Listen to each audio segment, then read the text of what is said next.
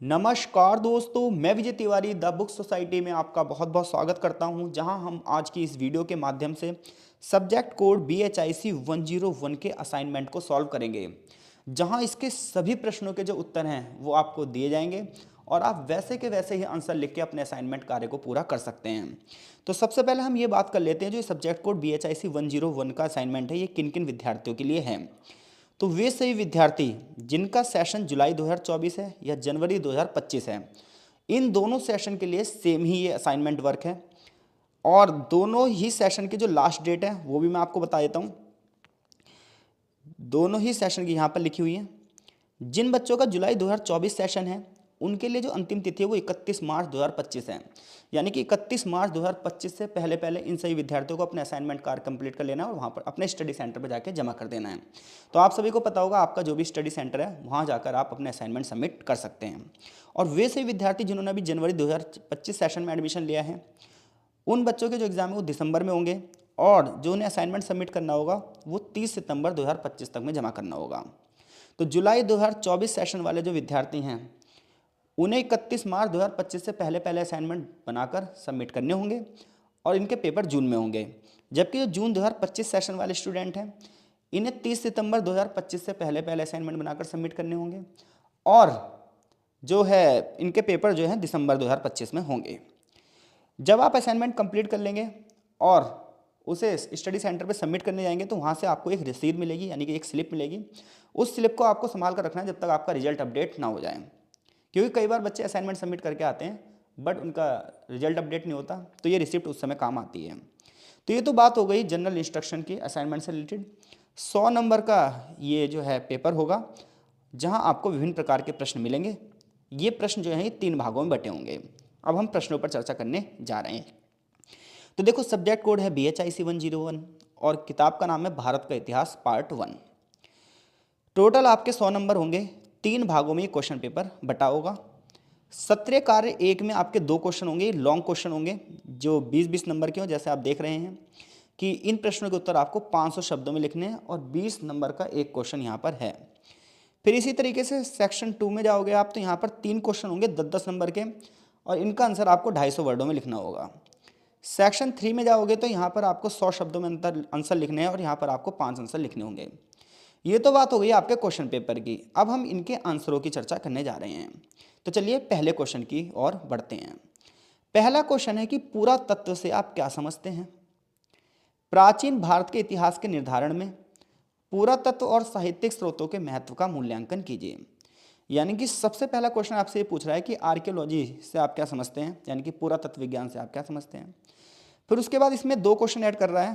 पहला ये कि पुरातत्व का महत्व बताओ और साथ में साहित्य का भी महत्व बताओ। तो इस प्रश्न के उत्तर के लिए हम बढ़ रहे हैं यहाँ पर।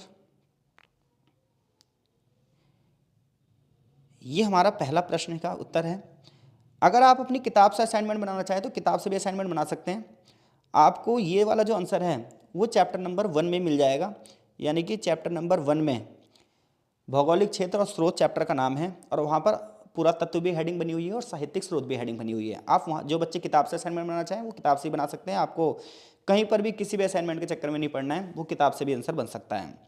अब हम यहाँ पर अपने आंसर की बात कर रहे हैं। क्वेश्चन ये है कि पुरातत्व से आप क्या समझ रहे हैं। तो पहले पुरातत्व को हम डिफाइन करेंगे। तो पुरातत्व जिसे इंग्लिश में आर्कियोलॉजी भी कहते हैं, इसके द्वारा हम क्या करते हैं, अपने अतीत को समझते हैं। यानी कि अतीत को समझने के लिए, प्राचीन भारतीय इतिहास या वैश्विक इतिहास को समझने के लिए, या मैं डायरेक्ट बोलूं कि एंशिएंट हिस्ट्री को समझने के लिए पुरातत्व विज्ञान एक महत्वपूर्ण भूमिका निभाता है। इसमें होता क्या है कि एक बहुत बड़ा क्षेत्र होता है जिसके पीछे कुछ क्लू मिलते हैं, कुछ साक्ष्य मिलते हैं और फिर उस क्षेत्र की खुदाई की जाती है।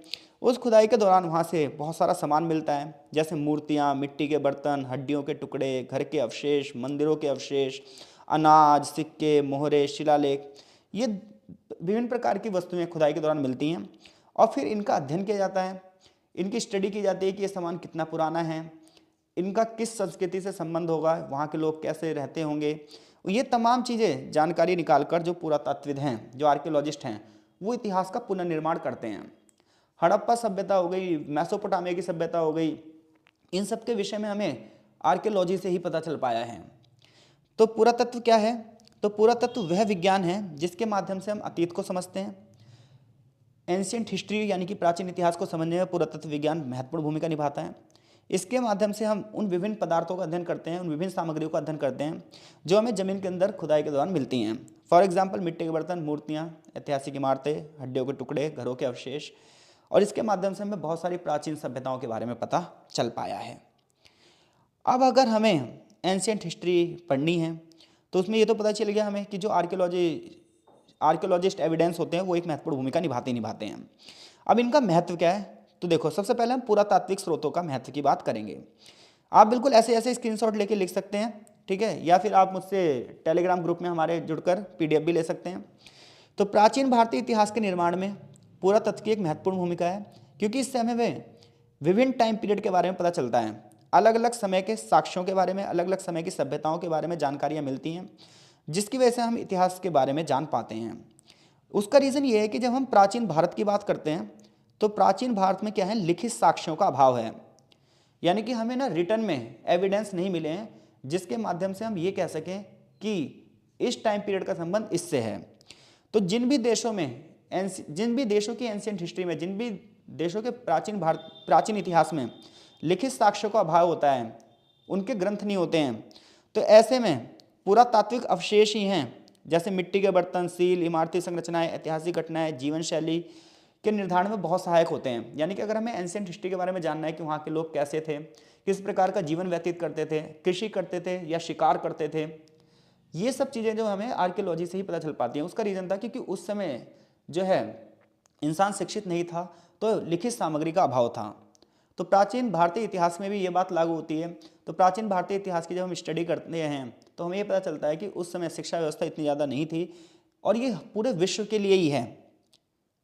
तो वहाँ पे जो आर्कियोलॉजिस्ट अपना काम करते हैं और जो वहाँ से आर्कियोलॉजिस्ट एविडेंस मिलते हैं, उन एविडेंस के माध्यम से हमें उस समय के इतिहास के बारे में पता चलता है। उदाहरण के लिए भारत में मोहनजोदड़ो, हड़प्पा की खुदाई से जो भी सामान मिला है, उससे हमें वहाँ की सामाजिक आर्थिक संरचनाओं के बारे में पता चला है। तो पुरातत्व से हमें किसी सभ्यता की सामाजिक व्यवस्था कैसी थी, आर्थिक व्यवस्था कैसी थी, राजनीतिक व्यवस्था कैसी थी, इन सब के विषय में जानकारी मिलती है। पुरातात्विक स्रोतों से हमें सभ्यताओं के धार्मिक स्थलों के बारे में पता चलता है। उदाहरण के लिए भारत में बौद्ध धर्म के विषय में बहुत सारी जानकारी हमें पुरातत्व से ही मिली है।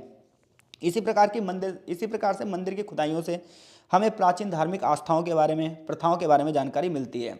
आज भी आप देख रहे होंगे बड़े पैमाने पर जो विवाद चल रहे हैं, उसमें आर्कियोलॉजिकल सर्वे ऑफ जो इंडिया है, ASI, वो एक बहुत बड़ी भूमिका निभाता है। जैसे कि अभी आप देख रहे हैं संभल में भी नीचे बहुत सारे ऐतिहासिक स्थल मिले हैं। समय निर्धारण की बात की जाए तो पुरातत्व के माध्यम से जो सामान जमीन से अंदर से निकलता है, रेडियो कार्बन विधि के माध्यम से उसका समय निर्धारण किया जाता है, और यह सुनिश्चित किया जाता है कि वो कौन से समय के हैं। जैसे कि हड़प्पा के समय को भी हम 3 अलग अलग भागों में बांटते हैं, जहाँ 2600 से 1900 ईसा पूर्व का जो समय है उसे हम परिपक्व हड़प्पा सभ्यता के नाम से जानते हैं। पुरातत्व के अध्ययन से हमें उस समय के भूगोल और पर्यावरण के बारे में पता चलता है, प्राचीन नदियों के मार्गों के बारे में पता चलता है। इससे ये भी पता चलता है कि प्राचीन जो है भूगोल है, प्राचीन जो पर्यावरण है, उसके इतिहास में कैसे परिवर्तन आया है। और सामाजिक और आर्थिक संरचना यानी कि औजारों, सिक्कों और अन्य डेली रूटीन का जो सामान खुदाई के दौरान मिलता है, इससे हमें यह समझने में आसानी होती है कि लोग किस प्रकार की वस्तुओं का प्रयोग किया करते होंगे। पुरातात्विक स्रोतों से हमें वाणिज्य और व्यापार के बारे में भी पता चलता है। जैसे हड़प्पा के ओमानी देशों से संबंध थे, तो ये हमें पुरातात्विक स्रोतों से ही मिला है, पता चला है, जो वहाँ से मोहरें मिली हैं, जो वहाँ से सामान के ऊपर छाप मिली है, उससे। तो इन सभी बिंदुओं के माध्यम से हमें पता चलता है कि पुरातत्व प्राचीन भारतीय इतिहास के अध्ययन में एक महत्वपूर्ण भूमिका निभाता है, जबकि वहाँ पर लिखित साक्ष्य नहीं थे। अब हम साहित्यिक स्रोतों की बात करते हैं। तो जब इंसान को पढ़ना लिखना आया तो उसके बाद उसने ग्रंथों का निर्माण किया, और ऐसे में प्राचीन भारतीय इतिहास की बात करें तो हमारे जो प्राचीन ग्रंथ हैं उनमें सबसे प्राचीन ग्रंथ हैं वेद, जिनसे हमें सामाजिक, सांस्कृतिक, राजनीतिक और आर्थिक व्यवस्था के बारे में पता चलता है। इसी प्रकार से रामायण, महाभारत, पुराण, जैन बौद्ध धर्म के जो ग्रंथ हैं, इनसे भी हमें विभिन्न प्रकार की जानकारी मिलती है। तो जब हम वेदों की बात करते हैं और भारतीय साहित्य की बात करते हैं, तो प्राचीन भारतीय साहित्य के सबसे पहला जो सोर्स है वो वेद ही हैं। ऋग्वेद, यजुर्वेद, सामवेद और अथर्ववेद, और इन सभी वेदों में भी ऋग्वेद ना सबसे पुराना है भाई। तो वेदों के माध्यम से हमें सिर्फ धार्मिक जीवन के बारे में भी नहीं पता चलता, सामाजिक जीवन के बारे में भी पता चलता है, राजनीतिक जीवन के बारे में पता चलता है, उस समय का समाज कैसा था, धर्म कैसी थी, कल्चर कैसा था, ये सब हमें वेदों से पता चलता है। इसी प्रकार से रामायण और महाभारत, इनका महत्व सिर्फ धार्मिक ही नहीं है, बल्कि इनका महत्व हिस्टोरिकल भी है, ऐतिहासिक भी है। रामायण में प्रभु श्री राम जी की जो कथा है, वो कथा सिर्फ श्री राम जी से संबंधित नहीं है, बल्कि सामाजिक परिस्थितियों भी उसमें बता रही है कि उस समय महिलाओं की स्थिति क्या थी, समाज में जातिगत प्रथाएं थी या नहीं थी, उस समय की राजनीतिक स्थिति कैसी थी, ये भी हमें वहाँ पता चलता है।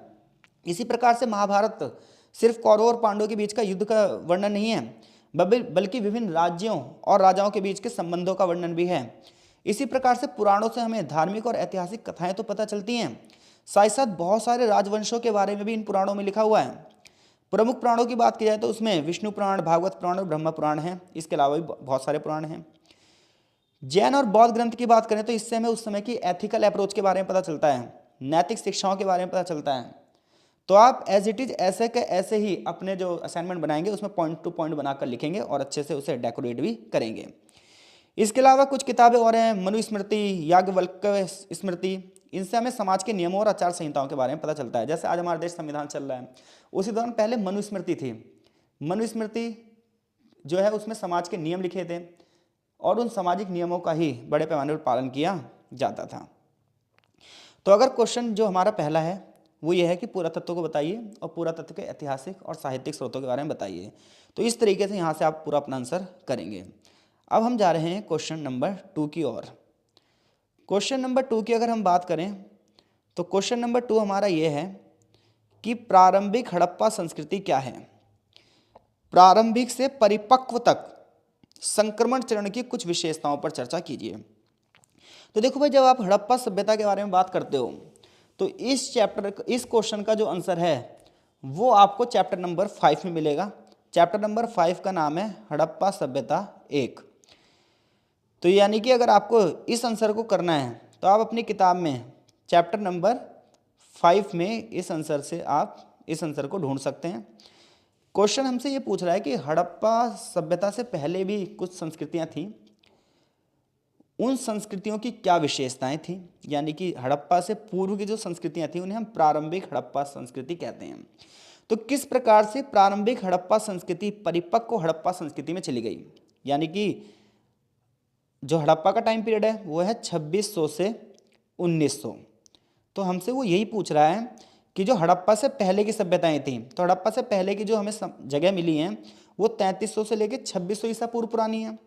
तो इस दौरान ये सभ्यताएं कैसे हड़प्पा सभ्यता जैसी मैच्योर सभ्यताएं बदल गई, ये क्वेश्चन हमसे पूछ रहा है। तो देखो, तो यहाँ से आप अपना आंसर लिख सकते हैं कि प्रारंभिक हड़प्पा संस्कृति सिंधु सभ्यता का एक महत्वपूर्ण चरण है, यानी कि सिंधु घाटी सभ्यता के जब हम अध्ययन करते हैं तो उससे पहले का जो टाइम है उसे हम क्या कहते हैं, प्री हड़प्पा कहते हैं, यानी कि प्रारंभिक हड़प्पा संस्कृति कहते हैं। इसका जो टाइम पीरियड है वो 3300 से लेकर 2600 ईसा पूर्व तक माना जाता है। इसकी विशेषता ये थी कि प्रारंभिक हड़प्पा सभ्यता की जो बस्तियां थी वो छोटी थी, असंगठित थी, यानी कि प्लानिंग से नहीं बनी थी, जबकि हड़प्पा सभ्यता की जो संस्कृतियां थी वो प्लानिंग से बनी थी।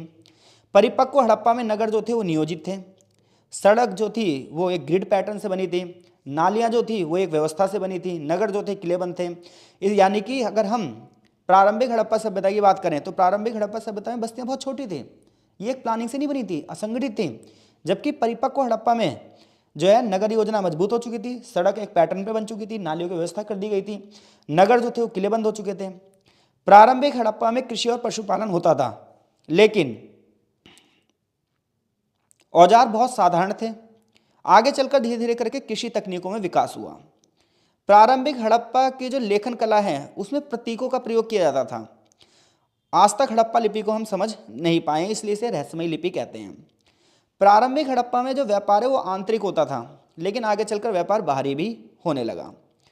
प्रारंभिक हड़प्पा में समाज जो था, समाज का जो सामाजिक स्तर था वो बहुत धीरे धीरे अवस्था में बढ़ रहा था आगे, लेकिन परिपक्व अवस्था में कारीगर, व्यापारी, शासक वर्ग ये सब समाज की संरचना में शामिल हो चुके थे। हड़प्पा में धार्मिक प्रतीक तो मिले हैं, लेकिन उस तरीके से नहीं मिल पाए कि हम ये कह सकें यहाँ पर कोई मंदिर मिला है। तो कुछ मूर्तियाँ तो जरूर मिली हैं। उन मूर्तियों के आधार पर ना आर्कियोलॉजिस्ट ये पता लगाने की कोशिश करते हैं कि हाँ भाई ये लोग इन चीज़ों को मानते होंगे, बट अगर एग्जैक्टली हम ये कहें कि हड़प्पा में कोई मंदिर मिला है तो ऐसा कुछ नहीं है। तो हड़प्पा के लोग धर्म को तो फॉलो करते थे, बट धर्म का दबदबा नहीं था। तो संक्षेप में अगर बात करें तो प्रारंभिक हड़प्पा से परिपक्व हड़प्पा तक का जो संक्रमण है तो वो सामाजिक व्यवस्था भी अलग थी, सांस्कृतिक व्यवस्था भी अलग थी, आर्थिक व्यवस्था भी अलग थी, तकनीकी क्षेत्र में भी अलग था। और अगर आप इसे विस्तार से और जानना चाहते हो तो आप चैप्टर नंबर 5 को पढ़ो, वहाँ पे बहुत अच्छा हो जाएगा, बहुत अच्छा आंसर आपको मिल जाएगा। यहाँ पर बस मैं आपको जो है वो असाइनमेंट से रिलेटेड वर्क ही करवा रहा हूँ और उसे थोड़ा सा डिफाइन कर दे रहा हूँ। बट आपको अगर इस चीज़ के बारे में डीपली जानकारी प्राप्त करनी है तो कुछ चैप्टर की वीडियो अपलोड है ऑलरेडी, आप वहाँ से देख सकते हो। इसके अलावा जब मैं ये किताब पढ़ाऊंगा तो आपको और अच्छे से समझ में आएगा।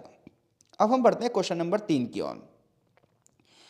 तो क्वेश्चन नंबर जो 3 है, अब ये हमारे सेक्शन 2 से रिलेटेड है और यहाँ पर जो क्वेश्चन का आंसर है वो आपको 250 शब्दों में लिखना है। 10 नंबर का आपका एक क्वेश्चन है।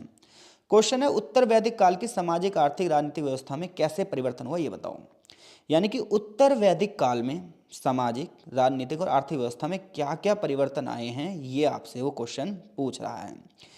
तो इस क्वेश्चन का जो आंसर हमने तैयार किया है ये चैप्टर नंबर 9 से तैयार किया है।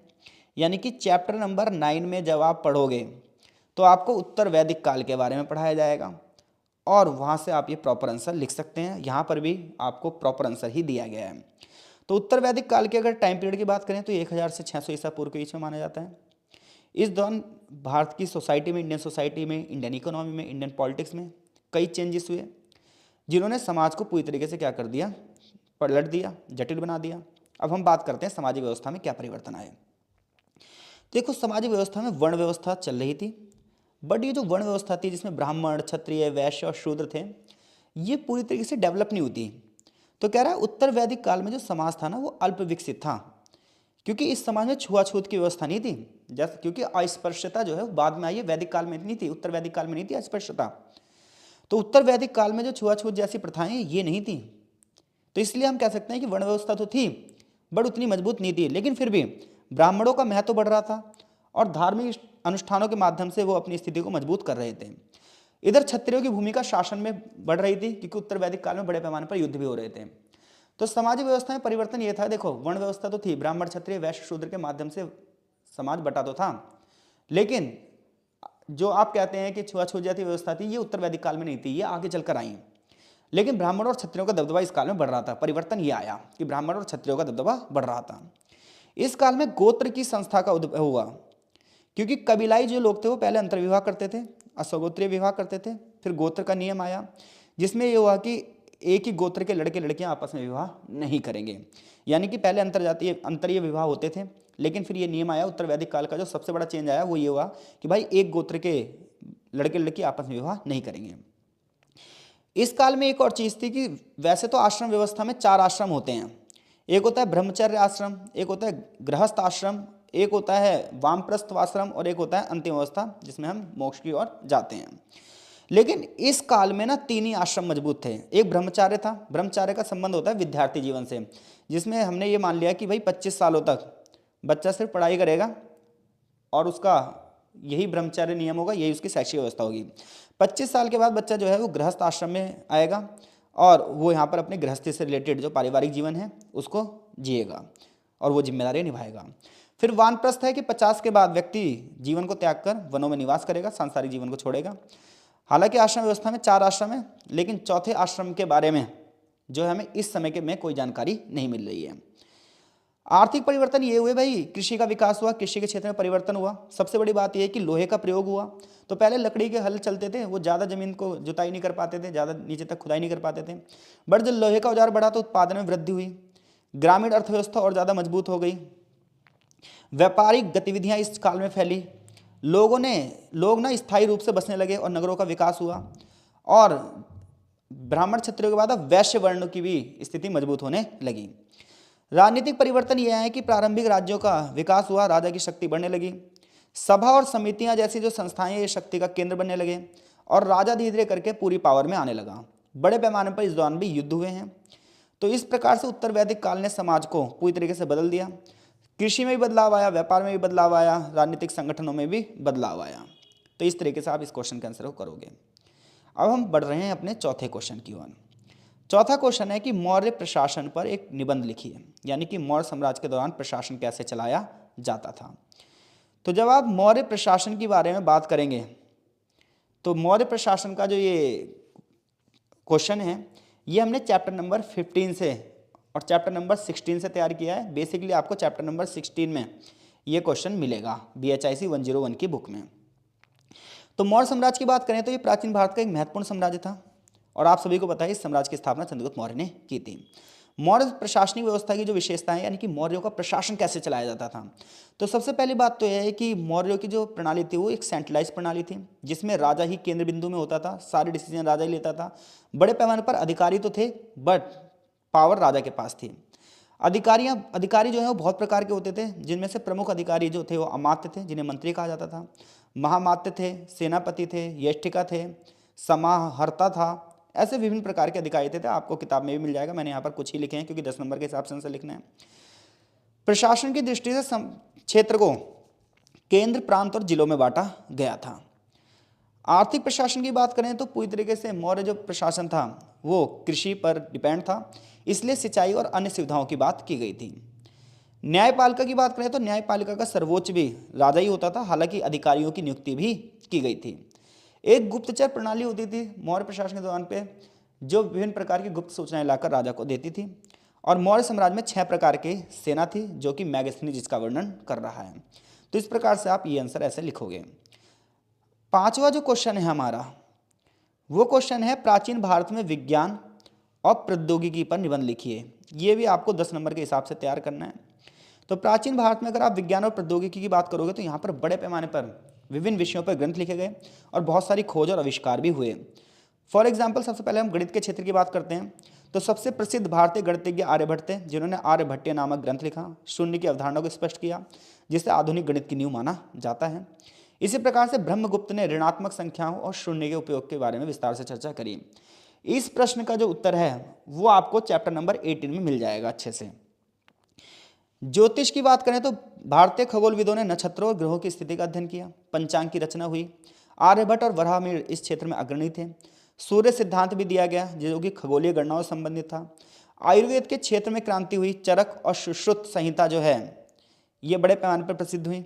सुश्रुत जी ने शल्य चिकित्सा के क्षेत्र में भी अद्वितीय कार्य किया और आज भी चिकित्सा जगत में महत्वपूर्ण मानी जाती है। रसायन विज्ञान के क्षेत्र में धातु विज्ञान, भारत में मिश्र धातु की जो तकनीकें थी वो बहुत विकसित थी। प्रौद्योगिकी की बात करें तो सिंधु सभ्यता के लोग बड़े पैमाने पर मनके बनाने में दक्ष थे। सड़क प्रणाली और जल निकास प्रणाली की अद्वितीय विशेषता उनके पास थी। तो ये प्राचीन भारत के विज्ञान और प्रौद्योगिकी है। अब हम बात कर रहे हैं सत्रेय कार्य 3 के। सत्रेय कार्य 3 में जाओगे तो 100 शब्दों में इसका उत्तर देना है। 5 क्वेश्चन यहाँ 6-6 नंबर के। पहला है मेहरगढ़ पर, फिर पाषाण काल के प्रमुख स्थल, फिर स्थानांतरण का सिद्धांत, बौद्ध मत का विकास, प्राचीन भारत में महिलाओं की स्थिति। तो इन सब पे सिर्फ आपको टिप्पणी करनी है और ये सब यहाँ पर इस तरीके से है ही। मेहरगढ़ की बात की जाए तो मेहरगढ़ भारतीय उपमहाद्वीप की सबसे पुरानी सभ्यताओं में से एक है। वर्तमान पाकिस्तान के बलूचिस्तान प्रांत में ये स्थित है। इसका संबंध नवपाषाण काल से लेकर कांस्य युग तक है। ये जो आपको क्वेश्चन मिलेगा, ये क्वेश्चन आपको मिलेगा चैप्टर नंबर 2 में और कुछ अंश इसका आपको चैप्टर नंबर 4 में भी मिलेगा। तो यहाँ से इस तरीके से आप अपने असाइनमेंट कार्य पूरा करोगे, क्योंकि यहाँ टिप्पणी करनी है तो इस पर हम ज़्यादा समय नहीं दे रहे हैं क्योंकि वीडियो भी काफ़ी लंबी हो जाएगी। तो यहाँ पर आपके सभी प्रश्नों के ये उत्तर इस तरीके से लिखे हैं। ठीक है, बौद्ध मत का विकास कैसे हुआ, इस तरीके से महिलाओं की जो स्थिति है, तो आप इस तरीके से स्क्रीनशॉट लेके ये कर सकते हैं या फिर टेलीग्राम से हमारी ये PDF भी आप ले सकते हैं, जहाँ से आप अपने पूरा असाइनमेंट वर्क कर सकते हैं। अदरवाइज मैंने आपको चैप्टर बताई दिए हैं कि हर चैप्टर से आप किस तरीके से असाइनमेंट को कवर अप करोगे। कमेंट बॉक्स में अपनी प्रतिक्रिया जरूर दो ताकि हम अगले सब्जेक्ट कोडों की भी वीडियो इसी तरीके से अपलोड कर सकें।